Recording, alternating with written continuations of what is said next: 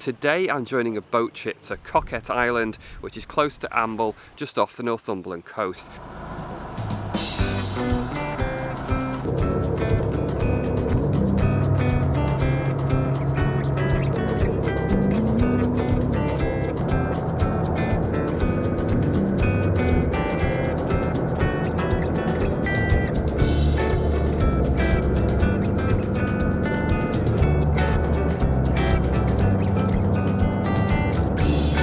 As we got closer to the island, I started to see those dark shapes in the water, which was of course the seals' heads bobbing up and down. These are grey seals and they're absolutely beautiful. They just seem so curious, very inquisitive, and they were readily coming up quite close to the boat. Really fantastic views here. Some of the seals were in groups, some of them were on their own, and some occasional diving and splashing.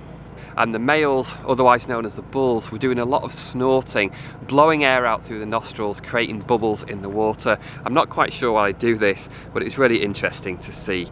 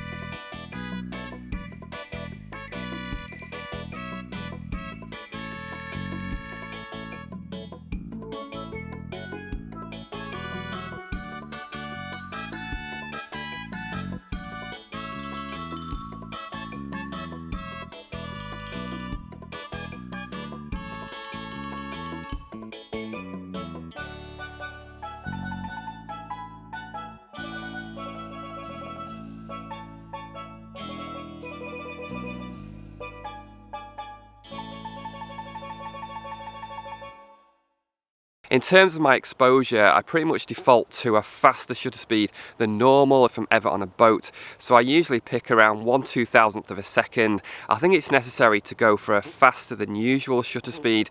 You're constantly moving, rocking around in the boat, and obviously the subject's moving as well. And today I've got f5.6 manual exposure with auto ISO. As we sailed around the island, a lot of birds came into view. There was a huge number of oyster catchers standing on the rocks, various gulls and cormorants at the water's edge. Now we also got a really good close-up view of the lighthouse. This was built in 1841 on top of the remains of a Benedict monastery, and it does have a somewhat castle-like appearance. On the day we were visiting, they were actually painting the outside of the lighthouse. Now in the breeding season, there can be up to 35,000 nesting seabirds here. Just imagine that sound. And it's actually home to 98% of the roseate tern colony in the UK, so it makes this an incredibly important location for that bird, and they nest in special boxes on the terraces. And in the breeding season, there's a team of wardens that live on the island to do some monitoring and research. And there's up to 30,000 nesting puffins here too, which make use of the old rabbit burrows, and I would love to come back here next summer. In terms of the photography, it can be tough at times when you're in a boat like this. There can be a lot of people and it can be difficult to get clear views of what you're shooting. But it's not a photo trip, it's a wildlife watching trip, and just to enjoy the scenery and the open sea. The skipper did actually zigzag a bit near to the island, which was perfect, so that meant that everyone on the boat, regardless of which side, got to get really good views of the seals, and I managed to get some fantastic images and footage as well. Having said that, I opted for one particular side at the corner, and I think that was a good choice. I think by doing that you just get slightly better views. Just a little bit of advice: if you are thinking of photographing from a boat, make sure you really protect your camera gear. But I think it's extra important. You can be swaying around, you can lose balance. Make sure you've got a camera cover, some kind of cover over your lens and camera to protect from any splashes. And also I have a strap attached to my lens here around my shoulder.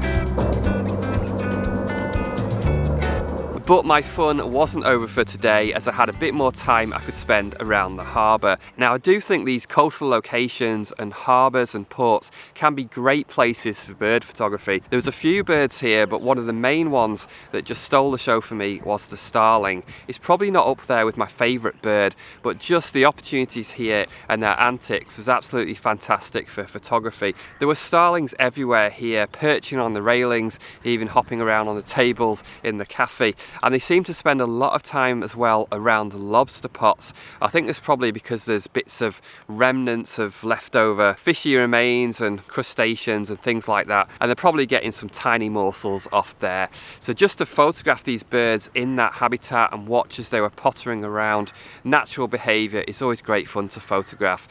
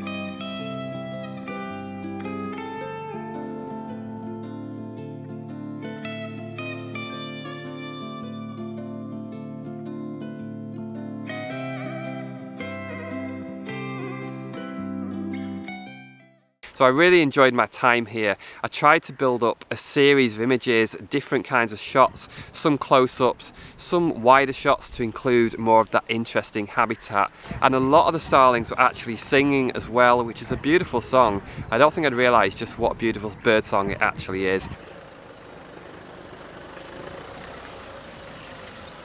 I would highly recommend these boat trips. Dave Gray's Puffin Cruise. I'll put the link on the screen, and I'll also link it directly in the description below this video. If you go in midsummer, anytime from May to probably mid-July, you're going to get the best chances of your puffins and the roseate terns as well. Now, if you enjoy photographing on the coast as much as I do, I'm going to put a video up on the screen, which is me photographing gannets and other seabirds at Bempton Cliffs. I'll see you over there.